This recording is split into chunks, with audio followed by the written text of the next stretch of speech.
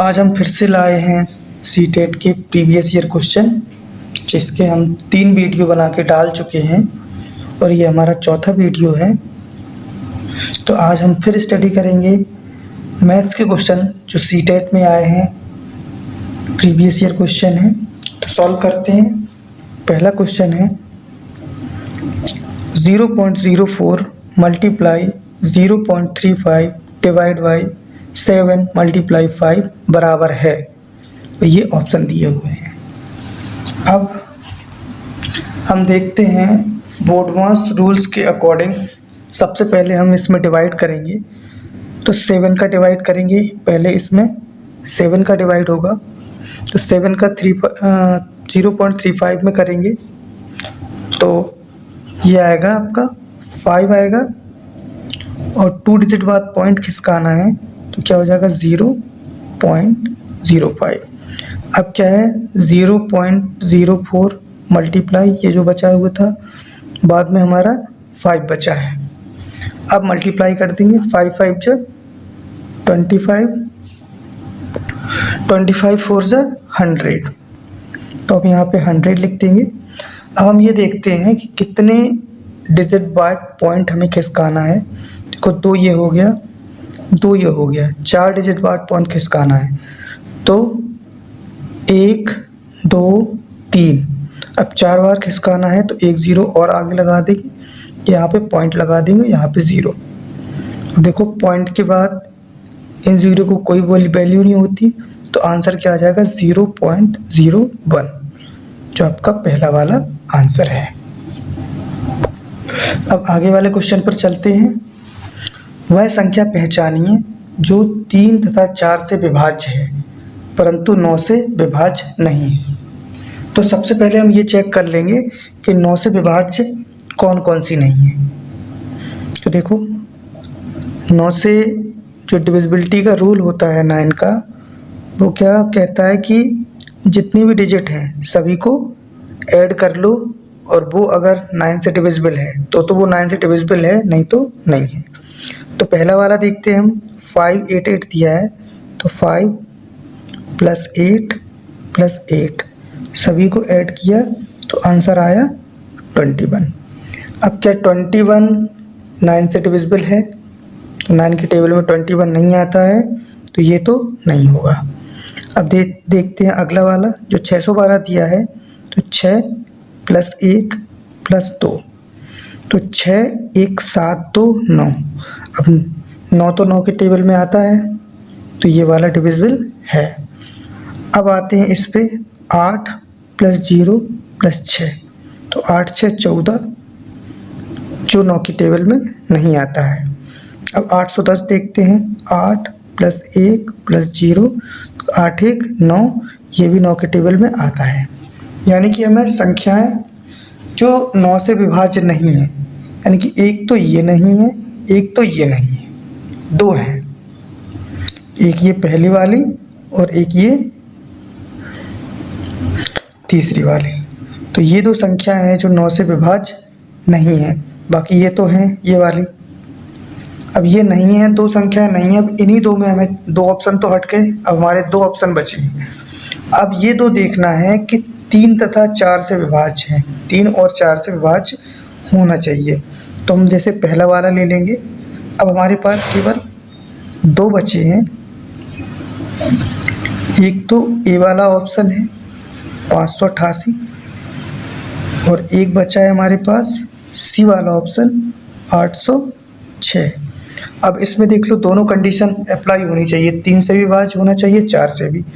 तो जो 3 की डिविजिबिलिटी कहती है वही, जो 9 की बोलती है वही 3 की बोलती है।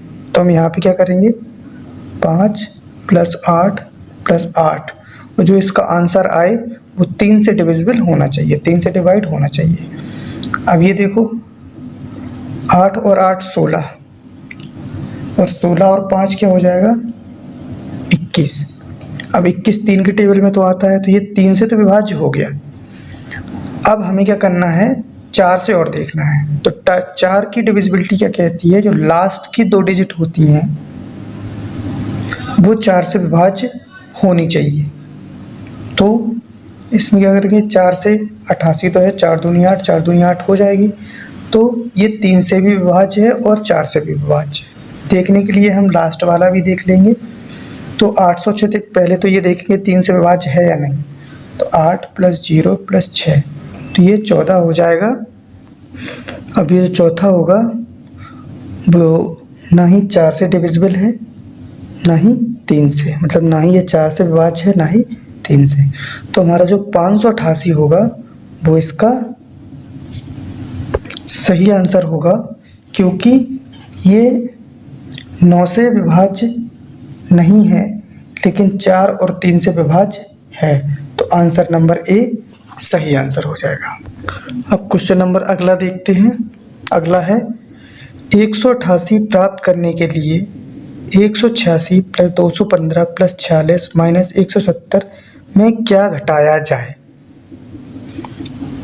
अब ये कह रहा है कि इसमें से क्या घटाया जाए कि हमें 188 प्राप्त हो जाए। सबसे पहले तो हम इसे ही सॉल्व कर लेंगे। 186, 215, 46 और 170, इसको हम सॉल्व करेंगे तो हमारा आएगा, इसका ऐड करेंगे तो ये हमारा क्या आ जाएगा, 277 आ जाएगा। अब वो कह रहा है कि इसमें क्या घटा दें, यानी कि 277 में हम क्या घटा दें। मान लीजिए हमने x घटा दिया और प्राप्त कितना करना है हमें, 188। अब -x = 188, ये उस साइड जाएगा तो माइनस का हो जाएगा 277। तो -x = 188 में से 277 को घटाएंगे तो हमारा क्या बचाएगा, माइनस का 89। माइनस से माइनस कैंसिल हो गया तो हमारा कितना आ गया, 89। यानी कि हम इसमें से अगर 89 को घटा देंगे तो हमें 188 प्राप्त हो जाएगा। तो आंसर नंबर ए इसका सही आंसर है। अब क्वेश्चन नंबर चौथा अगला है, अनु के पास अपने जन्मदिवस पर बांटने के लिए 36 टॉफियों के 8 पैकेट थे। 36 टॉफियों के 8 पैकेट थे। उसने टॉफियों का 1/4 भाग अपनी सहेलियों में तथा 3/8 भाग शिक्षकों में बांटा। उसने टॉफियों का 1/3 भाग अपने भाई के लिए रख लिया। अब उसके पास कितनी टॉफियाँ बची। सबसे पहले तो ये देखेंगे कि टोटल कितनी टॉफियाँ हैं उसके पास। 8 पैकेट हैं 36 टॉफियों के, 8 पैकेट हैं 36 टॉफियों के, तो कुल टॉफियाँ कितनी हो जाएंगी,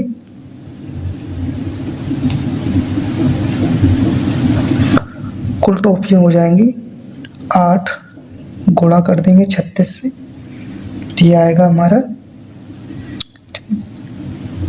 288 कुल टॉफियाँ निकल आई हमारी। अब वो क्या कह रहा है, क्वेश्चन क्या बोल रहा है कि उसने टॉफियों का 1/4 भाग अपनी सहेलियों में, टॉफियाँ कितनी हैं 288, इसका 1/4 भाग सहेलियों में दे दिया। तो सहेलियों में कितना गया, 1/4 भाग, यानी कि 288 का 1/4। तो 4 से ये भाग देंगे, 4 7 28, 4 दूनी 8, यानी कि 72 टॉफी उसने सहेलियों में बांट दी। अगर 3/8 भाग शिक्षकों में बांटा तो शिक्षकों को कितना मिला, 3/8 भाग, यानी कि 288 का 3/8 भाग दिया। अब 8 से ये काटेंगे, 8 × 24, 4 बचा 48, और 3 से इसका गुणा कर देंगे, 3 18 की 8, 8 से 3 3 9 1 10, यानी कि 108 टॉफियाँ उसने किसमें बांट दी, शिक्षकों में बांट दी। उसने टॉफियों का 1/3 भाग अपने भाई के लिए रख लिया। अब भाई के लिए 1/3 भाग रखा, यानी कि 288 गुणा 1/3, 3 से ये काटेंगे, 3 27, 3 18, 96, ये अपने भाई को दे दी। अब हमें पता चल गया कि सहेलियों को इतनी दी, शिक्षकों को इतनी दी और भाई को इतनी दी। वो कह रहा है कि अब उसके पास कितनी टॉफियाँ बची। पहले तो उसने कितनी बांट दी, इन तीनों को क्या कर देंगे, ऐड कर देंगे। 8 2 10, 10 6 16, 1 हासिल, 7 1 8 9 8 17, 1 हासिल और 1 1 2, यानी कि टोटल उसने 276 टॉफियाँ बांट दी। अब बताना ये है उसके पास बची कितनी है। तो टोटल टॉफियाँ कितनी थी, 288, बांट कितनी दी उसने, 276। तो अब उसके पास कितनी बचेंगी, अब इसे घटा देंगे तो हमें 12 मिलेगा। तो यानी कि 12 टॉफियाँ उसके पास बची। आंसर बी वाला राइट आंसर। अगला क्वेश्चन है, क्वेश्चन बोल रहा है कि मैं 5 अंकों की एक संख्या हूं जिसके सभी अंक अलग अलग हैं। मैं 2 से विभाज्य हूं परंतु 4 से नहीं। मेरे दहाई के अंक सबसे छोटी अभाज्य संख्या है। सैकड़े तथा हजार के स्थान के अंक क्रमशः दूसरी विषम संख्या तथा तीसरी अभाज्य संख्या है। तो 10,000 के स्थान का अंक दहाई के स्थान के अंक का दोगुना है, तो मैं कौन। अब देखो इसमें देखते हो अगर 5 अंकों की संख्या हो जिसमें सभी अंक अलग अलग हैं, देख लो कोई 2 बार तो नहीं है इनमें, सभी अलग अलग है, तो अभी हम सभी को लेके चलना पड़ेगा। अब वो कह रहा है मैं 2 से विभाज्य हूं परंतु 4 से नहीं। 2 से विभाज्य हूं परंतु 4 से नहीं। अभी इसे भी हटा के चलते हैं। मेरे दहाई के अंक सबसे छोटी अभाज्य संख्या है। दहाई का अंक, अब वो कह रहा है दहाई का अंक सबसे छोटी अभाज्य संख्या है। सबसे छोटी अभाज्य संख्या हमारी 2 होती है। तो हमें क्या देखते हैं कि ना तो यहाँ पे है और ना तो यहाँ पे है, यहाँ पे भी है और यहाँ पे भी है, यानी कि 2 ऑप्शन हमारे कट गए। अब 2 ऑप्शन बचे। दहाई के अंक पर सबसे छोटी अभाज्य संख्या सी में है और डी में है। अब आगे देखते हैं। सैकड़े तथा हजार के स्थान के अंक क्रमशः दूसरी विषम संख्या तथा तीसरी अभाज्य संख्या है। अब देखो सैकड़े के स्थान पर दूसरी विषम संख्या है। सैकड़े के स्थान पर क्या है, दूसरी विषम संख्या, और हजार के स्थान पर क्या है, तीसरी अभाज्य संख्या, तीसरी अभाज्य संख्या। अब देखो सैकड़े के स्थान पर दूसरी विषम संख्या है, तो दूसरी विषम संख्या क्या हो जाएगी, 3 हो जाएगी। और तीसरी अभाज्य संख्या हमारी क्या होती है, 5 होती है। तो देखो इकाई दहाई सैकड़े के स्थान पर 3 है, हजार के स्थान पर 5 है। तो अभी तक इसमें, अब इसमें तो है नहीं, ये 3 है लेकिन यहाँ पे 6 है, तो 6 अभाज्य संख्या होती नहीं है, तो ये वाला तो हम लेके नहीं चलेंगे। तो यहाँ तक तो बात सही हो रही है। अब वो कह रहा है, लास्ट का कह रहा है 10,000 के स्थान का अंक दहाई के स्थान के अंक का दोगुना है, यानी कि जो लास्ट वाला है वो दहाई के अंक का दोगुना है, यानी कि 2 दूनी 4। तो हमारा कौन सा ऑप्शन सही होगा, सी वाला ऑप्शन सही होगा। ये सारी कंडीशन फॉलो कर रहा है, तो ये हमारा ऑप्शन सही होगा। अब चलते हैं अगले वाले क्वेश्चन पे। 3:30 बजे, 3:30 पर मतलब बजे, घड़ी की सुइयों के बीच बने कोण की माप क्या होगी। तो हमें घड़ी की सुइयों के बीच में जो कोण बनता है उसकी माप निकालनी है 3:30 बजे पे। तो फॉर्मूला क्या होता है, hour multiply 30 minus 11/2 multiply minute, ये फॉर्मूला होता है। तो आवर हमारा कितना है, 3 घंटे है, तो 3 आवर हो गया, मल्टीप्लाई 30 का मल्टीप्लाई करना है, माइनस 11/2 मल्टीप्लाई मिनट कितने हैं, 30 मिनट है। तो यहाँ से हम क्या करेंगे, 15 दूनी 30, 30 × 90 माइनस 15 और 11 का हम गुणा करेंगे तो कितना मिलेगा, 165। और 165 और 90 का अंतर क्या होता है, 75 होता है। तो आंसर क्या आएगा, 75 है। यानी घड़ी की सुइयों के बीच जो कोण बनेगा वो कितने का बनेगा? 75 अंश का बनेगा। अगला क्वेश्चन है 7, कौन सी त्रिभुज की भुजाएं नहीं हो सकती? अब त्रिभुज की भुजाएं होने की कंडीशन क्या होती है? कोई दो भुजाएं लो, मान लिया हमने P, Q, R 3 भुजाएं हैं, तो किन्हीं दो भुजाओं का योग तीसरी भुजा से बड़ा आना चाहिए। तो देखो अब पहली वाली ले लेते हैं, ये वाली, तो क्या हो जाएगा? तो यहाँ से ये हो जाएगा, इन्हें ऐड करके देखो 3 + 4, फिर बची क्या है हमारे पास? 5। देखो ये फॉलो करता है या नहीं? 4 3 7, 7 बड़ी 5 से है, तो ये तो है। अब बी वाले पे आते हैं। बी क्या है? 6 6 6, इसमें भी हो जाएगा 6 + 6 और 6 6 ये 12 हो जाएगा। ये भी इससे बड़ी हो गई, ये भी सही हो गया। अब सी वाला देखते हैं, 7 7 15, तो देखो 7 + 7 और 15, तो 7 7 7 14 हो जाएगा, जो ये कंडीशन फॉलो नहीं कर रहा है कि 14 से 15 अब ये बड़ा हो गया, तो ये तो नहीं होगा। अब हमें पता तो चल गया है, फिर भी लास्ट वाला ऑप्शन एक बार और देख लेते हैं। डी वाला क्या हो जाएगा? 12 + 15, ये 7 से, अब 12 15 को ऐड कर देंगे तो 7 से बड़ा हो ही जाएगा। यानी कि जो सी वाला ऑप्शन है हमारा, ये वाला त्रिभुज की भुजाएं नहीं हो सकता है, इसका ये सही आंसर। अगला क्वेश्चन है, आंसू 5 फुट 5 सेंटीमीटर लंबी है तथा उसकी सहेली नीतू 4 फुट 20 सेंटीमीटर लंबी है, तो आंसू नीतू से कितनी लंबी है? सेंटीमीटर में आंसर बताना है, और इसमें हिंट दी गई है 1 फुट बराबर 30 सेंटीमीटर है। तो देखो अब हमें दिया है आंसू, आंसू को देख लेते हैं पहले। आंसू कितना दिया है? 5 फुट 5 सेंटीमीटर, हमें 1 फुट 30 सेंटीमीटर का दिया है, तो 5 कितने का हो जाएगा? तो 5 × 30, अब ये तो सेंटीमीटर में ही हो गया, तो ये 5 भी इसमें जुड़ जाएगा। 5 × 15, तो ये 150 + 5, तो ये कितना हो जाएगा? 155। अब किसका निकालेंगे हम? नीतू का निकाल लेंगे। नीतू कितनी है? 4 फुट 20 सेंटीमीटर।